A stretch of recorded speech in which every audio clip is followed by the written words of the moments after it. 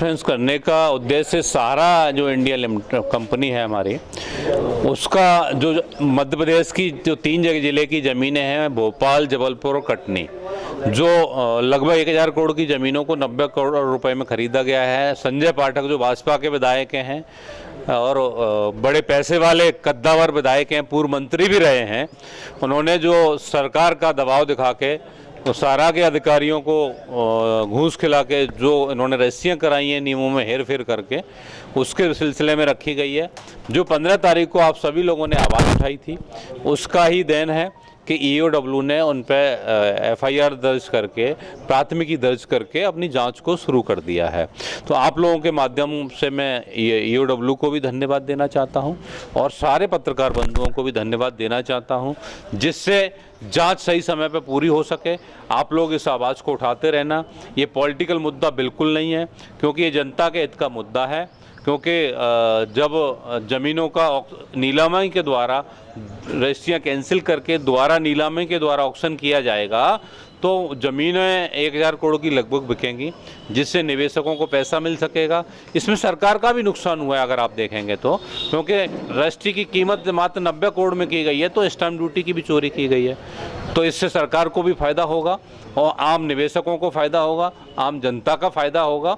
और साथ में जो पत्रकार बंधु और ED की जो संस्था कार्रवाई कर रही है, ईओडब्ल्यू की संस्था जो कार्रवाई कर रही है, तो उनकी भी नज़र जो छवि है वो जनता की नज़र में अच्छी बनेगी कि कोई भी अगर इस टाइप का घोटाला होता है तो हमारी सरकारी संस्थाएं हैं जिन पर भरोसा है, जो लोकतंत्र का उनमें एक स्थान है कि जो कार्यपालिका रहती है उसका एक अपना स्थान रहता है, तो उनकी छवि हमेशा जनता के बीच में बनी रहेगी।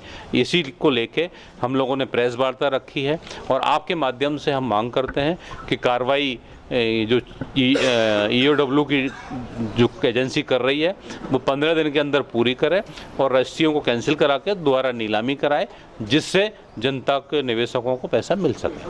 उन्हें लगता है कि सरकार भारतीय जनता पार्टी की है, कहीं ना कहीं अपने विधायक को बचाने के लिए हस्तक्षेप भी कर सकते हैं कार्रवाई में। अभी जो कार्रवाई हुई है वो निष्पक्ष चल रही है। अगर ऐसा होगा तो हम लोग उसकी आवाज़ को उठाएंगे। मीडिया है लोकतंत्र का चौथा स्तंभ है, अगर आप लोग उठाएंगे तो किसी की हिम्मत नहीं है कि कार्रवाई को दबा सके, क्योंकि सारे साक्ष्य हैं इसमें।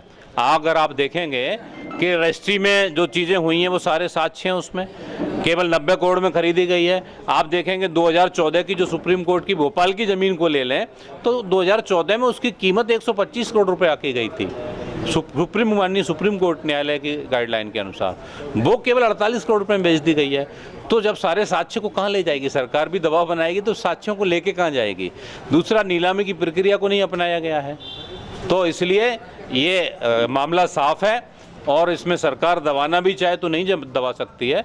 लेकिन मुझे पूरी उम्मीद है कि इसमें सरकार के अधिकारी सहयोग कर रहे हैं और सरकार भी सहयोग करेगी, क्योंकि भ्रष्टाचार इतना लिप्त है भारतीय जनता पार्टी की सरकार में कि इनके नेता आपस में लड़ रहे हैं। आप देखेंगे तो कल उमा भारती जी ने एक और, अगर आप देखेंगे तो कहा है कि जो पहले मैंने कहा था कि एक चींटी, सौरभ शर्मा चींटी है, चूहा है और हाथी अभी पीछे छुपे हुए हैं, तो कल उनके पूर्व मुख्यमंत्री बड़ी नेता हैं उमा भारती जी, जिन्होंने कहा है कि केंचुआ निकला है, अभी अजगर निकलने बाकी हैं। तो आप सोचिए, भारतीय जनता पार्टी के जितने वर्तमान नेता हैं, जो मंत्री हैं, पूर्व में रह चुके हैं, सबकी जांच होगी तो सबको घोटाले में लिप्त पाए जाएंगे।